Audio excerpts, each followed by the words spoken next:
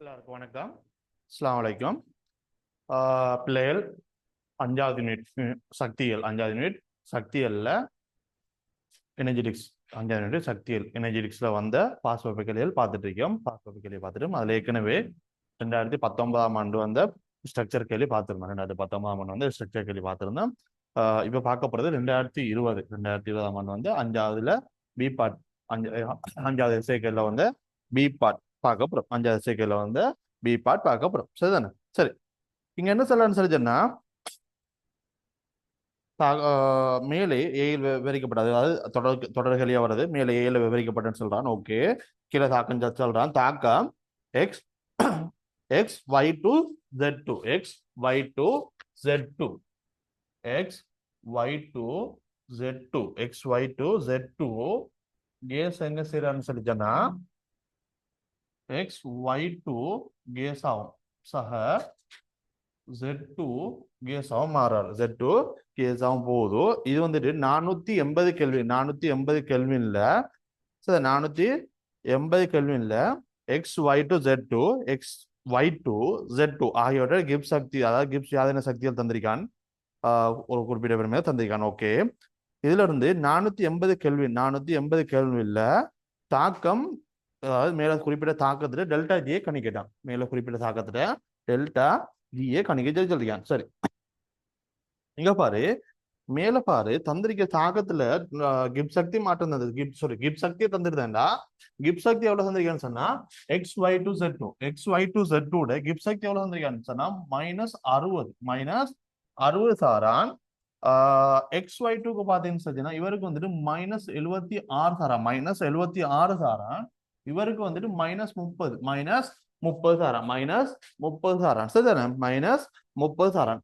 இதுல இருந்து உனக்கு என்ன செய்யட்டாம்டா, இதுல இருந்து டெல்டா ஜியை காணிக்கிட்டான். 480 கெல்வின்ல மேல கிப் சக்திகள் தந்திருந்தான். இதுல இருந்து உனக்கு என்ன செய்யறான்னு சொல்லிச்சேன்னா டெல்டா ஜியை கணிக்கிட்டான். டெல்டா ஜியை கணிக்கிட்டான். என்ன செய்யலாம்? டெல்டா ஜியை கணிக்க சொல்லிருக்கான். டெல்டா ஜி தாக்கம். டெல்டா ஜி தாக்கம் சமன் என்ன போதும் ஜி விளைவு சய என்ன ஜி தாக்கியா இருக்கு. அதாவது விளைவுகள கிப் சக்திகள கூட்டுத்தொகை சய தாக்கிகள கிப் சக்திகள கூட்டுத்தொகையா இருக்கு. கிப் சக்தி மாற்றம்ன்றது டெல்டா ஜி. கிப் சக்தி மாற்றம் டெல்டா ஜின்றது வந்துட்டு விளைவுகள கிப் சக்திகள கூட்டுத்தொகை மைனஸ் தாக்கிகள கிப் சக்திகள கூட்டுத்தொகையா இருக்கு. அதாவது விளைவான கிப் சக்திகள கூட்டுத்தொகையில இருந்து தாக்கிகள கிப் சக்திகள கூட்டுத்தொகையை கழிக்கிறதுக்கு சமனா இருக்கும்.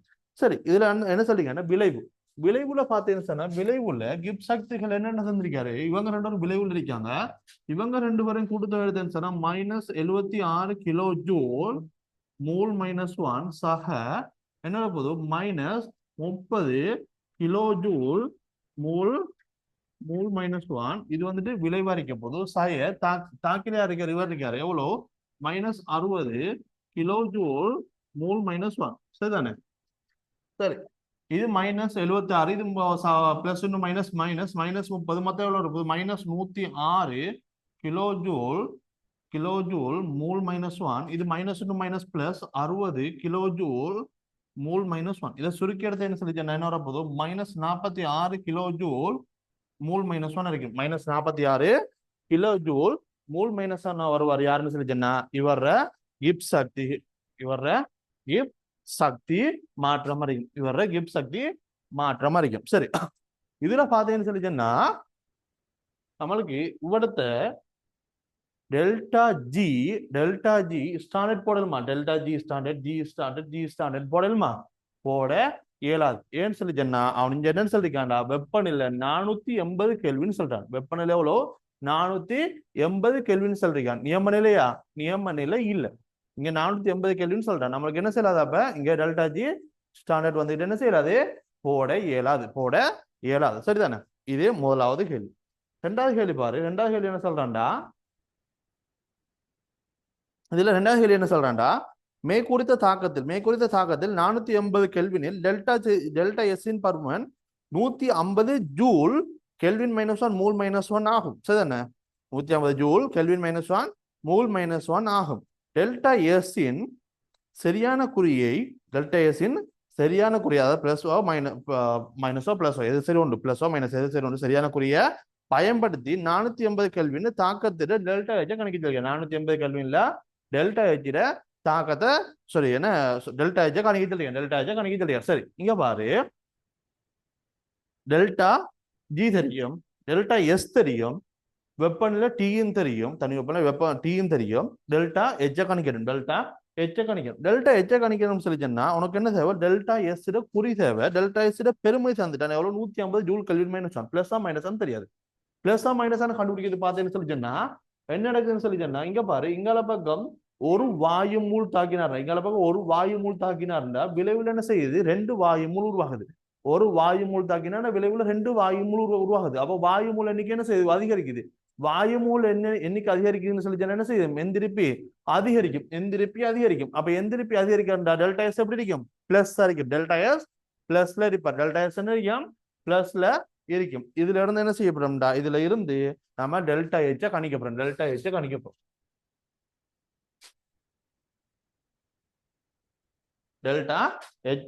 கணிக்கப்படும். சமன்பாடு என்ன, சமன்பாடு பாரு டெல்டா ஜி சமன் என்ன வரப்போகுது, delta H minus T into delta S, இதுல இருந்து எழுவ மாட்டேன் செஞ்சேன்டா டெல்டா எஸ் சமன் delta G plus T into delta S இருக்கும், delta G plus T into delta S இருக்கும் சரிதானே, இதுல பாரு டெல்டா எச் கணிக்கணும், டெல்டா ஜி பெருமதி பாரு, டெல்டா ஜி பெருமதி நம்மளுக்கு எவ்வளவு வந்திருக்காரு, டெல்டா ஜி பெருமதி உனக்கு வந்திருக்காரு -46, எவ்வளவு வந்து டெல்டா ஜி பெருமதி -46 வந்தாரு, -46 கிலோ ஜூல் மூல் -1 சரிதானே, சக டி எவ்வளோ 480 கெல்வின் தர டெல்டா எஸ் எவ்வளவு வந்திருக்கா 150 ஜூல் கெல்வின் -1 மூல் -1, அப்ப 150 ஜூல்னு சொல்லி என்ன போடுவாய் நீ 0.15 kilo joule mole -1 kelvin -1 மூல் -1 kelvin -1, இதை சுருக்கேடு பாப்போம் என்ன வருதுன்னு பாப்போம்,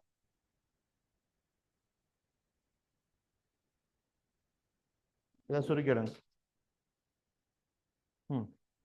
இதை சுருக்கிடுறது என்ன சொல்லிச்சுன்னா பிளஸ் 26 கிலோ ஜூல் மூல் -1 வருது, பிளஸ் 26 கிலோ ஜூல் மூல் -1 வருது, கிலோ ஜூல் மூல் -1 இங்க என்ன செய்யறது உனக்கு delta G delta H delta S இதுக்கெல்லாம் வந்து என்ன செய்யாது மேல ஸ்டாண்டர்ட் என்ன செய்யாது போட இயலாது ஏன்னா 480 கெல்வின் 480 கெல்வின் சரிதானே, மேல என்ன சொல்றான்னு பார்த்து அடுத்தது 3வது கேள்வி என்ன சொல்றான்டா, மேலே இரண்டில் பெற்ற டெல்டா எச்சின் குறியை பயன்படுத்தி இத்தாக்கம் புறவெப்ப தாக்கம் அகவெப்ப தாக்கம் இருக்கான், டெல்டா எச்சிட பெருமதி என்ன வந்திருக்காரு, டெல்டா எச்சிட பெருமதி பார்த்தீங்கன்னு சொன்னா நேர்ல இருக்குது, பிளஸ்ல இருக்கிறானே குறி எப்படி இருக்கு, நேரா இருக்கு, பிளஸ்ல இருக்காரு என்ன அர்த்தம், அவர் வந்துட்டு அகவெப்ப தாக்கம் சரிதானே, அகவெப்ப தாக்கம். அடுத்தது பாரு 480 கேள்வி XY to Z2 ஆகியவற்றிலிருந்து XY to Z2 உருவாகும் போது வெப்ப உள்வரை வித்தியாசத்தை உயிர்த்தறிய சொல்லுங்க, 480 கேள்வின்ல XY to Z2 இது ரெண்டுலயும் இருந்து இவர் உருவாக்குறாரு, உனக்கு இந்த தாக்கத்துல இங்க பாரு இந்த தாக்கத்துல இஞ்சால முன்மோ தாக்கம் இந்த தாக்கத்துல டெல்டா எச் எவ்வளவு வந்திருக்காரு, டெல்டா எச் இந்த முன்மோ தாக்கத்துல டெல்டா எச் பார்த்து என்ன செய்ய டெல்டா எச் தானே கேட்டிருக்காங்க வெப்ப உள்வரை வித்தியாசம், டெல்டா எச் எவ்வளவு வந்திருக்காரு பிளஸ் 26 கிலோ ஜூல் மூல் -1 வந்தாரு, என்ன இந்தியால வந்து பிளஸ் 26 கிலோ ஜூல் மூல் -1, இந்த தாக்கம் வந்து பிளஸ் 26ன்னு சொன்னா இந்தியால பித்தாக்கம் எப்படி போதும் -26 கிலோ ஜூல் மூல் -1 இருக்க போதும், -26 கிலோ ஜூல் மூல் -1 இருக்கும், பித்தாக்கம் -26 கிலோ ஜூல் மூல் -1 இருக்கும், முத்தாக்கம் வந்து பிளஸ் 26 சொல்லிச்சுன்னா பித்தாக்கம் எப்படி இருப்பாரு -26 இருக்க போகுது சரிதானே. அடுத்தது பாரு என்ன சொல்றான்டா XY to Z2 இல் எக்ஸட்டட பிணைப்புட வெப்ப உள்வுரை வெப்ப உள்வுரை எவ்வளவுன்னு சொல்றீங்கன்னு சொல்லிச்சேன்னா plus 250 kilo joule mole -1 XY to Z2ல எக்ஸட்டட பிணைப்பு வெப்ப உள்ளுரை வந்துட்டு 250 கிலோ ஜூல் மூல் -1 சொல்லிச்சேன்னா என்ன சொல்லிக்கண்டா ZZ பிணைப்பு வெப்ப உள்ளுரை கணிக்கலாம், ZZ பிணைப்பு வெப்ப உள்வரை கணிக்கிறான். சரி, இந்த தாக்கத்துல எடுத்தேன்னு சொல்லி சொன்னா இந்த தாக்கத்துல பாரு என்ன தந்திருக்க பாரு, அவன் கட்டமைப்பு தந்திருக்கான், இங்க பாரு எக்ஸ் ஒய் சரிதானே, ஒய் இதுல வந்துகிட்டு இதுல வந்துட்டு ஜெட், இதுல வந்துட்டு ஜெட்டும் இருக்காரு. இந்த தாக்கம் நடந்து உனக்கு என்ன செய்யுதுன்னு சொல்லிச்சுன்னா எக்ஸ் ஒய் சக ஜெட் வருது ஜெட் உருவாகுது. இதானே X Y two Z two இது உருவாகுது. இதுல பார்த்தேன்னு சொல்லிச்சேன்னா உனக்கு என்ன நடக்குதுன்னு சொன்னா இந்த அறிக்காரு தானே, இந்த பிணைப்பும் இந்த இருக்கிற பிணைப்பும் உடைகிறாரு, இந்த ரெண்டு பிணைப்பும் உடைகிறாரு. இந்த ரெண்டு பிணைப்பும் உடைஞ்சு இவங்க ரெண்டு பேரும் ஒன்று சேர்ந்து என்ன செய்றாங்க, இது உருவாகுது. இவங்க ரெண்டு பேரும் என்ன செய்யுது, ஒன்று சேர்ந்து என்ன செய்யுது, இது உருவாகுது. இவரு உருவாகிறாரு. இதுல வெப்ப உள்ளூர பார்த்தேன்னு சொன்னா இதுல வெப்ப உள்ளூர பார்த்தேன் உனக்கு என்ன தெரியாது, +26 கிலோ ஜூல் மூல் -1 வந்துருக்கு, +26 கிலோ ஜூல் மூல் -1 வந்திருக்காரு. சரிதானே, இங்க பாரு இது ரெண்டையும் இந்த இருக்கிறது தானே, இது ரெண்டையும் உடைக்கிறதுக்கு இந்த ரெண்டு பிணைப்பையும் உடைக்கிறதுக்கு ஒரு பிணைப்புக்கு என்ன செய்யணும், +250 கிலோ ஜூல் மூல் -1 வெப்பம் கொடுக்கணுமா. ஒரு பிணைப்புக்கு +250, ரெண்டு பிணைப்புக்கு என்ன போதும், 2 தர +250 கிலோ ஜூல் மூல் -1 செய்யணும் வெப்பம் கொடுக்க வரும். 2 தர +250 கிலோ ஜூல் மூல் -1 நீ என்ன செய்யணும், வெப்பம் கொடுக்க வேண்டி வரும். இப்ப அப்படின்னு சொல்லிச்சேன்னா இதுல பிணைப்பு சக்தியை கேட்கான், இதுல பிணைப்பு சக்தியை கேட்டுக்கான். என்ன சொல்லலாம், உனக்கு என்ன செய்யலாம், உனக்கு சமன்பாடு போடலாம். சமன்பாடு போடலாம், என்னன்னு போடலாம், டெல்டா H தாக்கம், டெல்டா H தாக்கம் சமன் டெல்டா H d எது உடைவு டெல்டா H d உடைவுல இருந்து டெல்டா H d என்ன உடைவுல இருந்து உருவாக்கத்துக்கு வரலாம். சரிதானே, என்ன உருவாக்கத்துக்கு வரலாம், உடைவுல இருந்து என்ன செய்யலாம்டா உருவாக்கத்துக்கு வரலாம். அதாவது டெல்டா H தாக்கம் தாக்கத்துல டெல்டா Hன்றது வந்துகிட்டு உடையிற பிணைப்பு அதாவது உடையிட பிணைப்பு சக்தியில இருந்து உருவாகிற பிணைப்பு சக்தியை கழிக்கிறது சமனடிக்கும். டெல்டா Hன்றது என்ன, உடையிற பிணைப்பு சக்தியில இருந்து என்ன உருவாகிற பிணைப்பு சக்தி என்ன செய்யணும், கழிக்கிறதுக்கு சமனா இருக்கும். சரிதானே, டெல்டா H தாக்கம் இந்த தாக்கத்துல டெல்டா H என்ன வந்திருக்காரு, +26 கிலோ ஜூல் மூல் -1 சமன் உடையிற டெல்டா H எவ்வளவு வந்து ரெண்டு பிணைப்பு உடையிறாரு. அப்ப என்ன போடுவாய், 2 தர +250 கிலோ ஜூல் மூல் -1 மைனஸ் உடையிறது என்ன, இவரை கண்டுபிடிக்கணும். அதாவது என்ன, டெல்டா H d z இதை கண்டுபிடிக்கணும். இங்க பாரு, இவர் இஞ்சால வந்தாருன்னா பிளஸ் அவர், இவர் அங்கால போன நினைச்சுவாரு மைனஸா போவாரு. இதுல பாரு delta H d z minus, அதாவது z பிணைப்பு சக்தியை கண்டுபிடிக்கணும்.